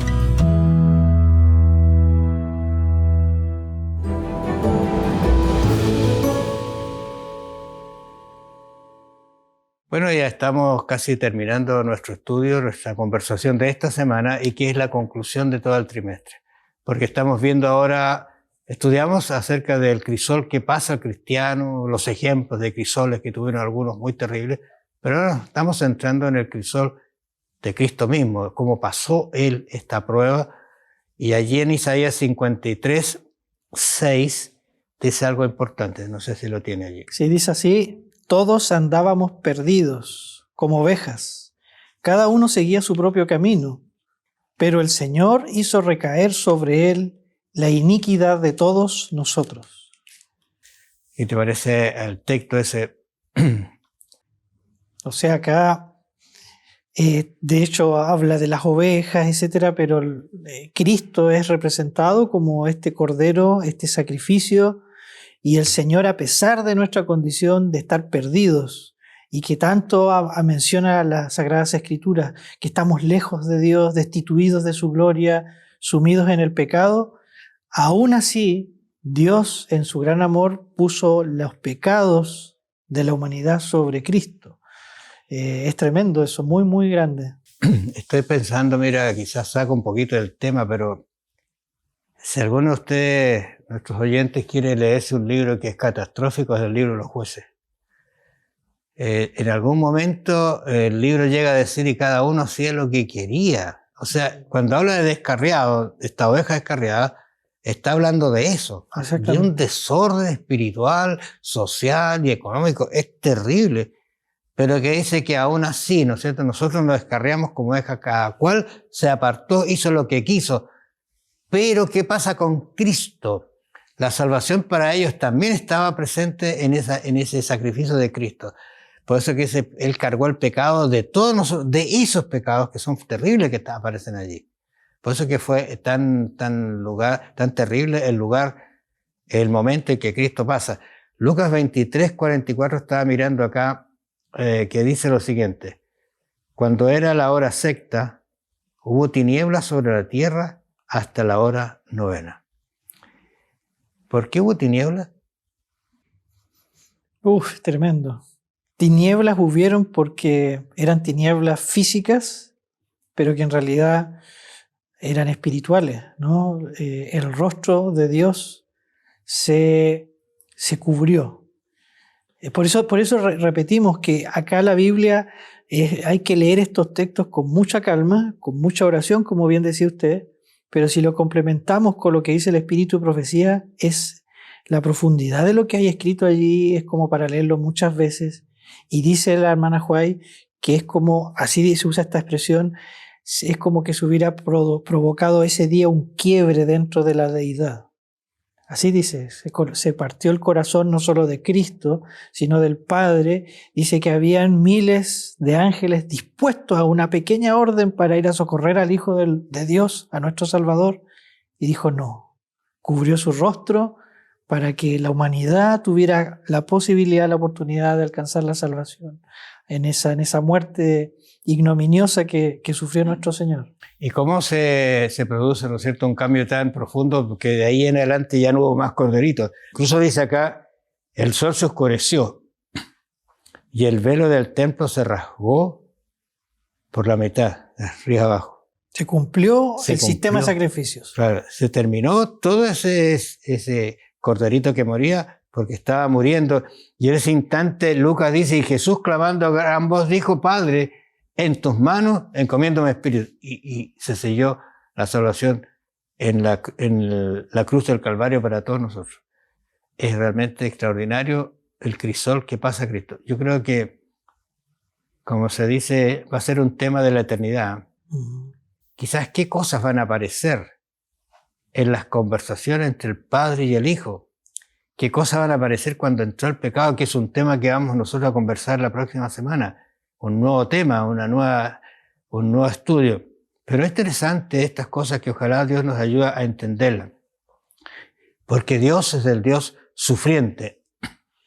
Dice un texto allí en 1 Pedro 4:13, que es un texto que Pedro está hablando. Uno cuando se acuerda de Pedro, es el Pedro que cambió realmente extraordinariamente bien, alegrados de tener parte en los sufrimientos de Cristo, para que también sea inmensa vuestra alegría cuando se revele la gloria de Cristo. Mira.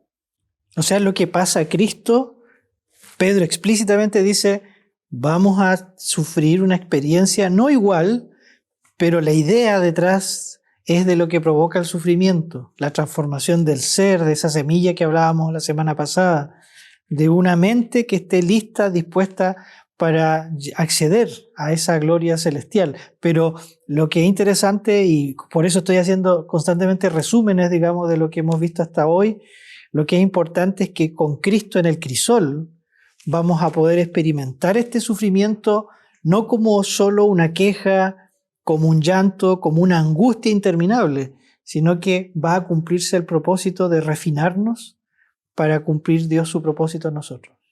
Y hablando aquí en Hechos capítulo 14, versículo 22, dice, mira, confirmando los ánimos de los discípulos, exhortándolos a que, permaneciendo en la fe y diciéndole, es necesario que a través de muchas tribulaciones entremos en el reino de Dios. Ahí está, exactamente lo mismo, ¿no? Claro. Y son muchas. Uno a veces quisiera, al leer esto, podría uno pensar igual más escépticamente. Pero ¿y por qué tiene que ser así? ¿Por qué tanto dolor o sufrimiento?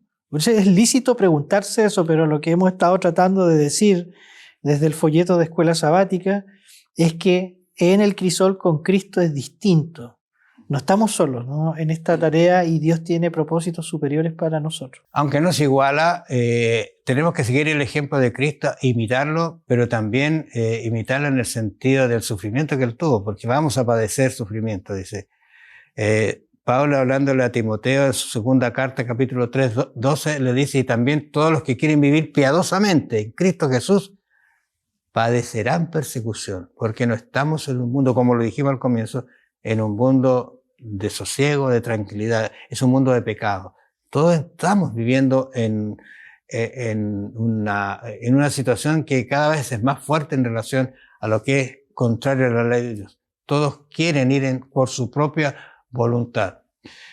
Yo creo que el tema de esta semana que nos lleva a reflexionar acerca de justamente de lo que pasó Jesús y lo que podríamos pasar nosotros, pero ya el precio está pagado, está cancelado, el camino está llano, podemos abrirnos paso con la fe, mirando que podemos salir como Jesús salió, encomendando, dice, como Él dice, en tus manos encomiendo mi espíritu. Al separarnos del mundo, de sus costumbres, afrontaremos el desagrado de aquellos que viven aquí. Y va a llegar el momento en que cada vez será más fuerte esta situación, pero Él nos va a confortar. Alan, tenemos un desafío. Yo quiero leer un texto que está en Ruth. Okay. Lo tengo aquí, en un libro que me gusta mucho. Ruth 4:14. Tú dirás, ¿y qué tiene que ver con los sufrimientos de Cristo? Claro. Pero cuidado, el libro de Ruth habla de redención. Mucho, dice, todo el libro de eso. Y las mujeres le decían a Noemí: loado sea Jehová, que hizo que no faltase hoy pariente cuyo nombre será celebrado en Israel. Yo digo, si usted entiende el concepto de redención, si usted entiende el concepto de pariente que aparece en el libro de Ruth, entonces este libro me está diciendo: loado sea Dios, porque usted que está escuchando, ¿no?, tiene pariente. Porque yo tengo pariente, tú tienes un pariente que puede redimirnos, nos puede sacar y hacer personas loables, gratas, de olor agradable a Dios, como Él lo quiere hacer. Qué lindo pensamiento. Y, apreciados amigos, quisiera recordarles que pasando el problema lo pasamos con Cristo, porque Él lo pasó primero. Pero ahora quiero invitarlos para que usted reflexione, porque viene un trimestre que va a ser muy, muy especial en relación al estudio. Mira, se llama La vida eterna, la muerte y la esperanza futura. Son temas escabrosos. Comienza, por ejemplo, el estudio de la vida, trata del gran conflicto entre el bien y el mal, pero desde la perspectiva de dos grandes temas. Uno es el origen y la perspectiva del pecado y la muerte. O sea, eso trajo como consecuencia la muerte.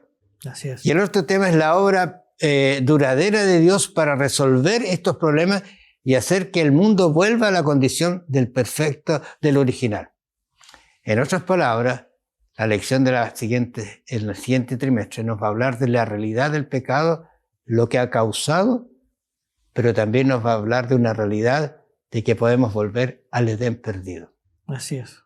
Que el gran paréntesis negro de la humanidad y del universo se cerrará para siempre, para luego vivir una eternidad con Jesús.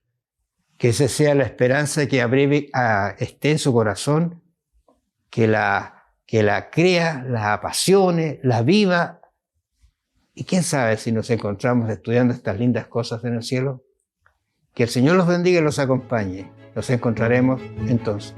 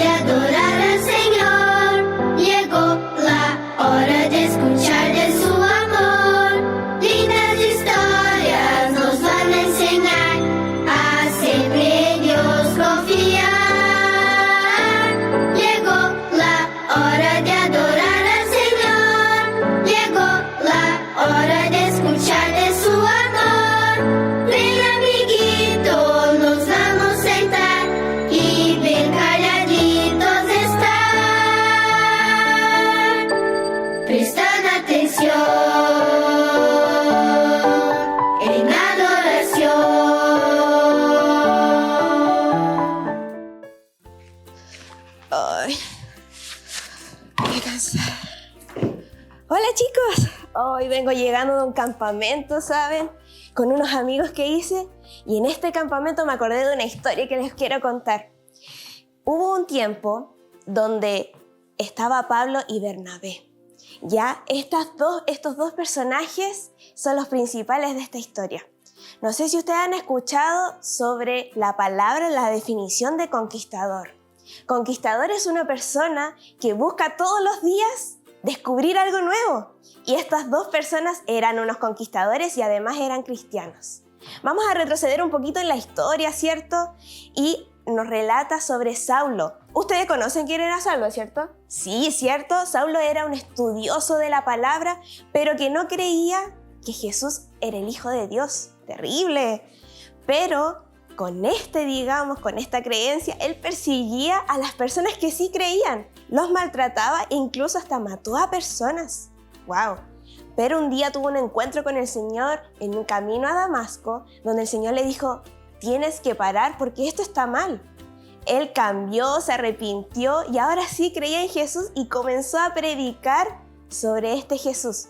Pero la gente le tenía miedo. Y por supuesto, ¿cómo iba a tener un historial matando gente que creía en Jesús? Y ahora él predicaba sobre él. Pero hubo una persona que nunca le tuvo miedo. Aunque él cambió su nombre a Pablo, este amigo Bernabé se acercó a él y compartió con él sobre la palabra de Jesús. Como buenos conquistadores, tomaron su mochila, tomaron su carpa y van de ciudad en ciudad, pueblo en pueblo, predicando sobre Jesús. Yo entiendo de que tú como conquistador puedes hacer lo mismo. Fue un momento cuando Bernabé tuvo que ir a Antioquía y fue solo, donde tuvo que predicar el evangelio y fue tan impactante este mensaje que tuvo que llamar a Pablo para que le ayudara a predicar también y bautizar a la gente. Fue en este lugar donde por primera vez los cristianos se les dio este nombre, porque predicaban, conversaban y enseñaban todo el tiempo de Jesucristo. Ahora, como tú eres un conquistador y un verdadero cristiano, te invito para que todos los días seas un conquistador descubriendo de la palabra de Dios y también seas un conquistador de corazones, que lleves el mensaje de Jesucristo y todo el plan de salvación a tus amigos, a tu familia, también a tus compañeritos del club. Así que vamos a orar para pedir esta valentía y fuerza que el Señor le daba a Pablo y Bernabé. Querido Señor, te damos muchas gracias porque tú nos das la oportunidad de poder predicar tu evangelio a todas las personas que conocemos. Pedimos valentía y fuerza, Señor, de lo alto, para que podamos tener las palabras sabias y necesarias para predicar tu evangelio y estas personas entreguen su corazón a ti. Te lo pedimos y te damos gracias, Señor, en tu santo nombre. Amén. Maranata, y que el Señor vuelva pronto. ¿Cuándo fue la última vez que experimentaste la liberación divina? La vida del rey David puede ser uno de los mejores ejemplos de la protección de Dios. Desde su unción, cuando tenía unos 15 años hasta su vejez, el rey David se enfrentó a muchos peligros: los leones y los osos que encontró como pastor, el gigante Goliat, el celoso rey Saúl y Absalón, el hijo demasiado ambicioso, son solo algunos ejemplos. David alabó a Dios por mantenerlo a salvo. Lo adoró diciendo: mi roca, mi amparo y mi libertador. Dijo: mi Dios es mi roca, en quien me refugio. Es mi escudo, el poder que me salva, mi más alto escondite.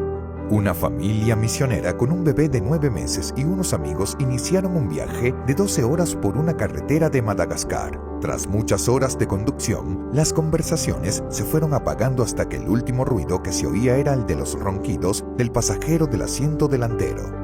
El conductor empezó a sentir sueño. Se durmió varias veces, pero como estaba decidido a llegar a su destino a tiempo, aceleró. Aún así se quedó dormido durante unos segundos cruciales. Fue entonces cuando una rama golpeó violentamente el parabrisas delantero, despertando brutalmente a todos. El coche quedó seriamente dañado, pero milagrosamente los pasajeros solo sufrieron contusiones leves. El bebé se había caído sobre un pequeño colchón de espuma que los padres habían comprado el día anterior. A pocos pasos de donde se había detenido el coche, habían niños jugando al fútbol. Todos quedaron conmocionados, pero agradecidos por no haber sufrido lesiones importantes.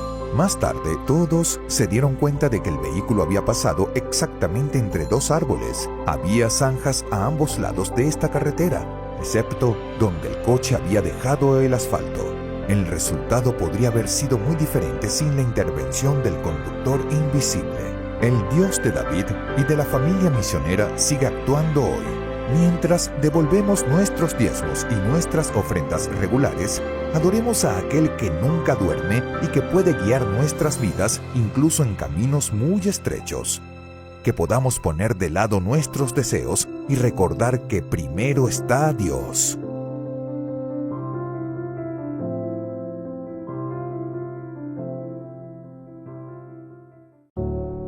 Qué bello es poder compartir la alabanza. Hemos escuchado una maravillosa historia de niños, hemos alabado al Señor en estos espacios de himnos favoritos, que es posterior a la escuela sabática. Y bueno, un momento también de mayordomía hace algunos segundos atrás, junto a este plan Primero Dios. Y ahora llega el mensaje, el tema central, la predicación, una reflexión, lo más importante, que vamos a poder estudiar la palabra, vamos a poder revisar algunos textos en particular y poder sacar una enseñanza. Escuchemos con atención este mensaje y que el Señor de alguna manera pueda iluminar tu vida, iluminar tu hogar.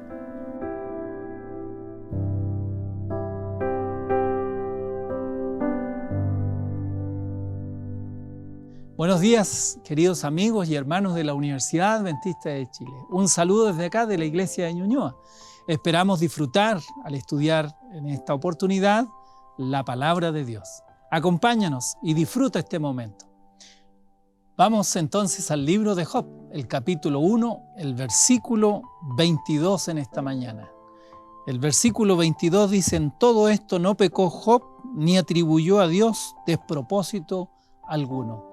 El capítulo 1 muestra la felicidad de la familia de Job, pero el capítulo 1 también nos muestra toda la tragedia por causa del pecado que se produce en la familia de Job y el sufrimiento que Job comienza a experimentar. Y la Biblia dice que el sufrimiento lo lleva finalmente al dolor, y en el dolor y el sufrimiento que está pasando Job, la Biblia dice que en todo esto no pecó Job. Qué interesante, porque el capítulo 1 y el capítulo 2 nos muestran cómo las expresiones normales del dolor son superadas tremendamente por Job. Es el dolor y el sufrimiento al máximo. Lo demuestra Job físicamente, rapándose, rompiendo su ropa, echando silicio sobre su cuerpo. Se postró, dice la Biblia, y adoró al Señor en una actitud de humildad y sumisión. La Biblia dice que no pecó ni atribuyó a Dios despropósito alguno. Te puedo hacer una pregunta en esta mañana: ¿quién es el responsable del dolor? ¿Quién es el responsable del sufrimiento que estás viviendo? Bueno, Génesis, el capítulo 3. Génesis, el capítulo 3, versículo 16 y 17. Permíteme leerlo. Génesis, capítulo 3, búscalo en tu Biblia de todas maneras. Versículo 16 y 17. Y dijo Dios a la mujer: multiplicaré en gran manera los dolores en tu embarazo. Con dolor darás a luz a tus hijos. Tu deseo será para tu marido y él se enseñoreará de ti. Y el hombre dijo: por cuanto obedeciste a la voz de tu mujer y comiste del árbol que te mandé diciendo no comerás de él, maldita será la tierra por tu causa. Con dolor comerás de ella todos los días de tu vida. Espinos y cardos te producirá y comerás plantas del campo. Con el sudor de tu rostro comerás el pan hasta que vuelvas a la tierra, porque de ella fuiste tomado, pues polvo eres y al polvo volverás. Bueno, estos versículos, ¿qué nos muestran? Nos muestran lo siguiente: a Dios le gusta cobrar, le gusta castigar, le gusta hacer sufrir al ser humano. 3 veces aparece la palabra dolor. Entonces, dolor en el parto, la tierra maldecida, pero fíjense, no maldecido el hombre, pero sí el dolor en la mujer, dolor por la muerte que Dios va a permitir en el ser humano. Finalmente, ¿Dios le gusta castigar? Es curioso, pero nacemos con dolor, nacemos con sufrimiento, crecemos con el dolor, causamos dolor y sabemos producir sufrimiento y dolor también. Dolor de lo más terrible, el emocional. Porque el dolor físico finalmente pasa. Y aprendemos también los seres humanos, las personas como tú y yo, a causar dolor en otro. Eso sí que es terrible. Causar molestia y dolor a otra persona. Cuando uno ve que hay sufrimiento y cuando uno ve que hay dolor, y nosotros, tú y yo, sufrimos y tenemos dolor y tenemos dolores que acarreamos por años en la vida. Y no me refiero a los dolores físicos de una cirugía, de la cirugía que te molesta en invierno, que te molesta en la primavera. No estoy hablando del dolor físico, estoy hablando del dolor de nuestras emociones, del dolor que se produce en nuestro corazón, producto de situaciones del pasado o situaciones que estás viviendo ahora. Cuando uno ve este panorama, uno se pregunta, entonces los seres humanos, especialmente nosotros los cristianos, ¿vivimos de gotitas de dolor? Gotitas de dolor que nos hacen sufrir, pero podríamos también decir, ¿será acaso que pueda recibir alguna llovizna o alguna gotita o alguna aspersión de felicidad en mi vida? A lo mejor tú estás pensando y dices, Oye, es que cuando siento felicidad que Dios me da, cuando Dios me da bendiciones y gotas y aspersiones de bendiciones, me asusto porque pienso, ¿qué me va a venir después? Porque he sido bendecido. Entonces me da miedo porque ¿qué va a pasar después de mi felicidad? ¿Viene el dolor y el sufrimiento? Se nos produce a veces angustia por ser felices. ¿Por qué no disfrutamos el ser felices? ¿Por qué no aprendemos como cristianos a disfrutar las bendiciones y no angustiarnos y empezar a pensar más de la cuenta? Ninguno de los 4 empleados de Job que quedó con vida le trajo buenas noticias. El capítulo 1 relata que cada uno de ellos le trajo muy malas noticias a Job. Y uno se pregunta, ¿cuándo tendré la bendición de recibir buenas noticias en mi trabajo? ¿Cuándo será el día que mi jefe quede conforme con lo que estoy haciendo? Siempre esas frasecitas, pudo haber sido más, pudo haber sido mejor, o sea, nunca hay satisfacción, nunca hay felicidad, sino que hay siempre sufrimiento y dolor, y esa forma masoquista de golpearnos por decir, ¿no lo has hecho bien? ¿Por qué no disfrutar las bendiciones de Dios? ¿Por qué pensar que después de una bendición pueden venir cosas malas? Hay personas que son alarmistas. Y yo diría un poco como que le gusta la parte terrorífica de la vida. Y sobre todo, personas que a veces dejaron de ver estas películas que se llamaban de terror o de miedo, no sé cómo se llaman ahora, porque el miedo y el terror ya ahora ya no es tabú. Pero hay personas que de repente dentro de nosotros mismos son medias terroríficas en su manera de ver la vida. Y a veces yo recibo en mis WhatsApp videos, información terrorífica. Mire, pastor, el mundo se va a calentar tanto que se va a derretir. Y si nos derretimos nos vamos a quemar con el sol. O sea, esto es el infierno en vida. ¿No es una noticia alarmista eso? El calentamiento va a ser tan grande que todo se va a quemar. Oiga, qué terrible que me manden algo así, espantoso. Me llega otro WhatsApp de otro alarmista y diciéndome, mire pastor, ya no va a haber comida en el mundo, ya no van a haber más cereales, las abejas no van a existir más, las ovejas tampoco, el ganado, las frutas, las verduras, los árboles. Mire, todo va a haber una crisis mundial de alimentación. Se avecina el fin del mundo, no vamos a tener qué comer. Así que cuide a su mascota. ¿Se fija qué alarmistas son? ¿Qué terrorífico esto? No va a haber más agua en el mundo.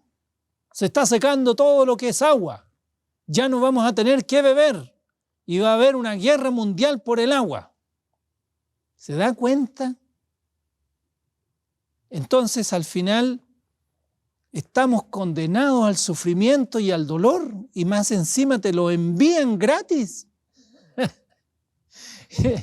¿Quién nos puso aquí? ¿Se equivocó donde nos puso? O sea que el que nos creó nos trajo a puro sufrir a este mundo, y se equivocó en el planeta donde nos creó, porque se va a derretir, porque se va a romper, porque se va a fracturar, porque está más torcido de lo que debe estar y porque no vamos a tener que comer y no va a existir más agua.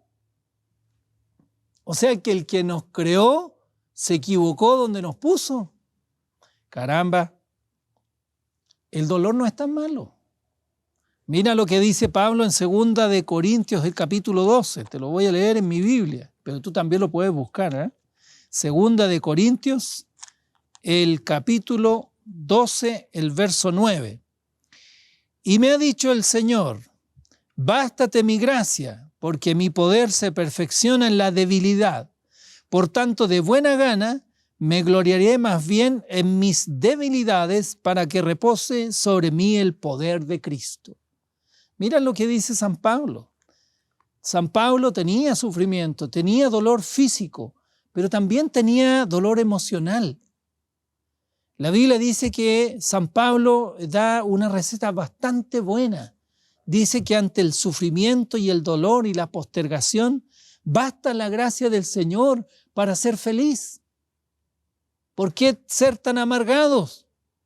Muchas veces vemos todo esto como un castigo y es el resultado del pecado. Vivimos en este mundo que este mundo tiene pecado, contiene pecado y es pecado. O sea, disfrutemos lo que Dios nos da dentro de nuestras posibilidades y las bendiciones que Dios nos otorga. Mientras exista pecado en esta tierra, va a existir el sufrimiento. Vamos a experimentar el sufrimiento. Y vamos a vivir el sufrimiento y el dolor. Pero hay algo que sí podemos decidir: ser responsable ante ello. O sea, si en el pasado te equivocaste y hasta el día de hoy sufres dolor por situaciones erradas que cometiste, bueno, la Biblia dice que tienes que ser responsable. ¿Tomarás fuego en tu mano y no te quemarás? La Biblia nos enseña, no juegues con el pecado porque te va a quemar, te va a producir satisfacción a lo mejor el pecado, pero luego te va a producir sufrimiento y dolor quizás por muchos años y quizás hasta por toda tu vida. Entonces la Biblia dice que San Pablo dice, bástate la gracia del Señor y aprende a ser feliz a pesar de que tenemos que vivir en un mundo tóxico. Isaías 53. Busca en Isaías 53. Yo lo voy a leer acá de mi Biblia. Isaías 53. Mira lo que dice del siervo sufriente, nuestro Mesías, nuestro Salvador. Mira lo que dice el verso 3.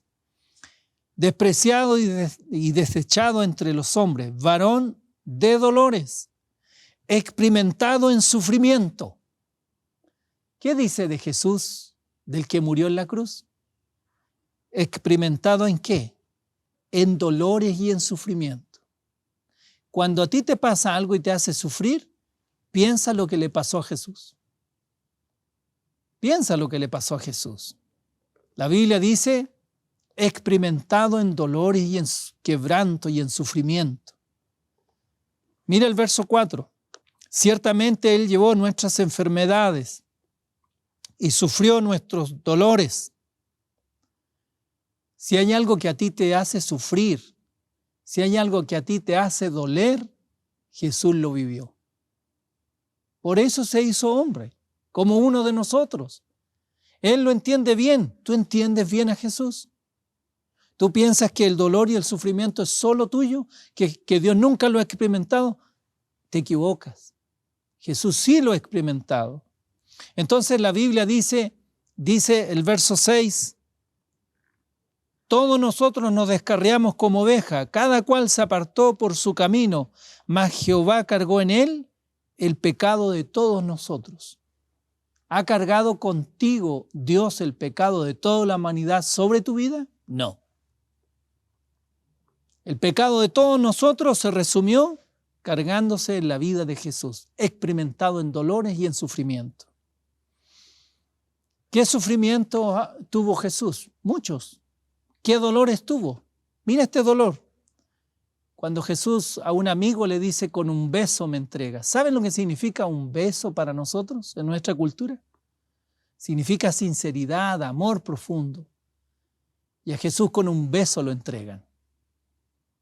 Y Jesús le dice a ese amigo, al que estuvo cerca de él, el que todo el tiempo lo tuvo cerca, aunque los discípulos sospechaban de él y sus fechorías, Jesús siempre lo tuvo al lado, para ver que él se fuera transformado. Y finalmente este hombre joven decide entregar a Jesús con algo sagrado, un beso en la mejilla.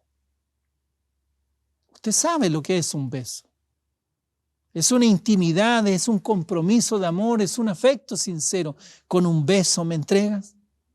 ¿Sabe Jesús lo que es el sufrimiento? ¿Sabe lo que es el rechazo? ¿Sabe Jesús lo que es el menosprecio? ¿Sabe Jesús lo que es el menoscabo? ¿Sabe Jesús lo que es la traición de los sentimientos de una persona? Usted lo está viviendo. Jesús también lo vivió. San Marcos capítulo 15, verso 34 dicen que todos los discípulos lo abandonaron. Cuando se te acaban las cosas, ¿no te pasa que la gente te abandona? ¿Dónde están los amigos verdaderos? ¿Qué te queda? ¿Has peleado toda tu vida con tu familia y tu familia siempre ha estado a tu lado? ¿Dónde están los amigos? La Biblia dice que Jesús sufrió dolor, desprecio, escarnio, burla, abuso, crueldad, violencia, abandono, soledad. Jesús entiende lo que es el sufrimiento. Jesús entiende el dolor que tú tienes. ¿Podemos entonces ser felices? ¿Será que Dios nos da gotitas de felicidad solamente en la vida como cristianos? ¿Podemos ser felices realmente? Filipenses, vamos al libro de Filipenses. Vamos al libro de Filipenses. Vamos a buscar Filipenses el capítulo 4. En el versículo 10, San Pablo está haciendo una despedida. Es el año aproximadamente 60 después de Cristo y está preso. Y en el verso 10 él dice: en gran manera me gocé en el Señor de que ya al fin habéis revivido vuestro interés por mí. ¿Necesitaba artículos de aseo personal San Pablo en la cárcel? Sí. ¿Necesitaba un poco más de comida de lo que le daban? Sí. ¿Necesitaba un poco más de ropa más gruesa para estar en penumbras por el frío? Sí. ¿Necesitaba un colchón mejor de lo que le proporcionaba la cárcel, el Imperio Romano? Sí. Pero la Biblia dice que parece que era no.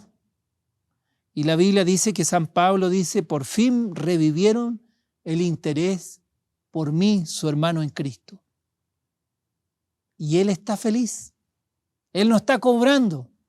Él no está diciendo: oye, miran atrás, no hicieron nada por mí, aquí estoy, llevo meses preso, nadie se ha interesado por mí, ustedes saben que yo no tengo familia, que la familia mía es la iglesia, y ustedes ninguno me ha venido a ver, nadie me ha traído agua. No, San Pablo dice: soy feliz ahora porque tengo señales de ti. Versículo 11, no lo digo porque tenga escasez. Miren qué humilde. Qué sincero, pues he aprendido a contentarme cualquiera que sea mi situación. El Estado me dio 1 litro de agua para el día en la cárcel. Con eso yo aprendo, dice San Pablo, a ser feliz. El Estado no me dio más de medio litro de agua. Con eso he aprendido a ser feliz, a bañarme, a beber, a lavarme los dientes y a vivir con medio litro de agua. Y San Pablo dice: he aprendido, cualquiera sea mi situación, a ser feliz. Y ahora uno entiende este consejo que es medio loco, pero la forma de combatir el dolor, aunque usted diga que yo estoy loco o que la Biblia está loca y que San Pablo está loco, la forma de combatir el sufrimiento y el dolor es con la gratitud a Dios. Y la Biblia dice, verso 11, no lo digo porque tenga escasez, pues he aprendido a contentarme cualquiera sea mi situación. Verso 13, todo lo puedo en Cristo. Todo lo puedo en Cristo que me fortalece. ¿Quién puede escribir estas palabras tan locas desde una cárcel? Con tanto sufrimiento, con tanta postergación. ¿Cómo sentirse feliz en situaciones de sufrimiento? Es a través de la gratitud y la oración. Tú no estás solo. Hay alguien que cuida de ti en el sufrimiento. Hay alguien que ha pasado lo mismo que tú, pero aprende a vivir con la felicidad que Dios nos da, con las bendiciones que recibimos cada día. A veces esas bendiciones son así de pequeñitas, pero son lo suficiente para hacernos felices. A veces son bendiciones grandes y no sabemos cómo administrarlas. pero tenemos que ser felices y disfrutar lo que Dios nos da. San Pablo dice, cualquiera sea mi situación, he aprendido a ser feliz en el Señor y agradecido. En lo bueno y en lo malo, mientras este mundo exista, sufriremos el dolor del pecado. Pero en Cristo nos gozaremos aún en la aflicción. Si estás pasando una situación difícil, buena cara, buen ánimo, rodilla al suelo, junta tus manos, cierra tus ojos, abre tus ojos, mira al cielo. Recuerda que tú no estás solo.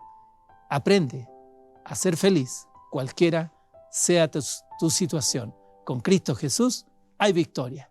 Que Dios te bendiga en esta oportunidad.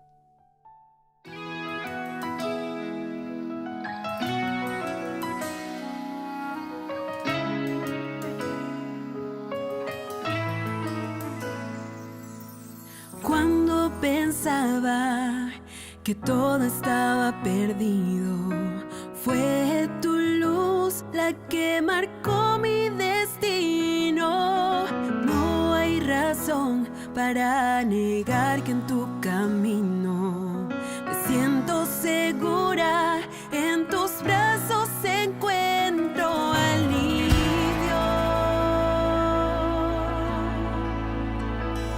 Aquellas manos se extendieron para bendecir, fueron clavadas en el madero, por ti, por mí. Aquellos pies tan incansables, clavados en una cruz, le dieron sentido, sentido a mi vivir.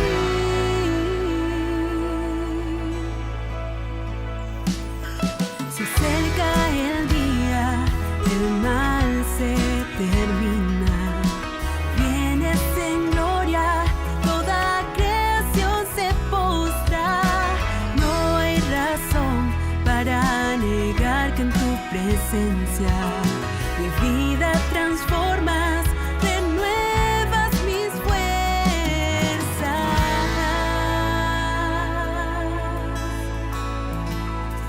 Aquellas manos se extendieron para bendecir, fueron clavadas en el madero, por ti, por mí. Aquellos pies tan incansables, clavados en una cruz, le dieron sentido, sentido a mi vivir. El que calmó las airadas olas del mar, el que dio vista a los ciegos, venció a la muerte, se ofreció a sí mismo, tomando mi lugar. Aquellas manos se extendieron para bendecir, fueron clavadas en el madero, por ti, por mí. Aquellos pies tan incansables, clavados en una cruz, le dieron sentido, sentido. Aquellas manos se extendieron para bendecir, fueron clavadas en el madero, por ti, por mí. Aquellos pies tan incansables, clavados en una cruz, le dieron sentido, sentido a mi vivir.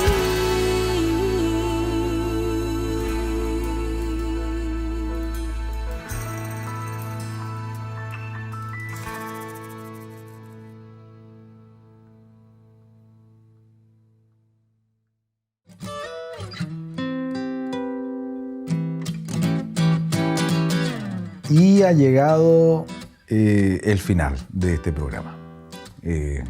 Pero es importante mantener presentes las enseñanzas que aprendimos hoy, ¿cierto? Agradecemos también este maravilloso mensaje musical que escuchamos hace algunos segundos atrás, y le dejamos invitados una vez más a participar de las actividades presenciales que tenemos día miércoles y viernes en los horarios de tarde-noche a las 20 horas y los días sábados 9:30 primer turno y 11:30 segundo turno. También el sábado por la tarde a las 18 horas el culto joven. Y sin más que decirles, desearles un feliz sábado, agradecer por sus oraciones porque ya los jóvenes el fin de semana pasado estuvieron en Congreso de Jóvenes y ahora ya han retornado todas sus actividades, por supuesto, retomando también algunas actividades. Más de alguno es posible que haya tenido algunos días libres posterior a Fiestas Patrias, así que esperando que el descanso haya sido suficiente y si no, bueno, mantenernos en oración para que el Señor nos pueda seguir bendiciendo y entregando la paz en nuestros corazones. Que esté muy bien y nos encontramos próximo sábado y además en Historias de Fe los días viernes a las 19 horas. Que esté muy bien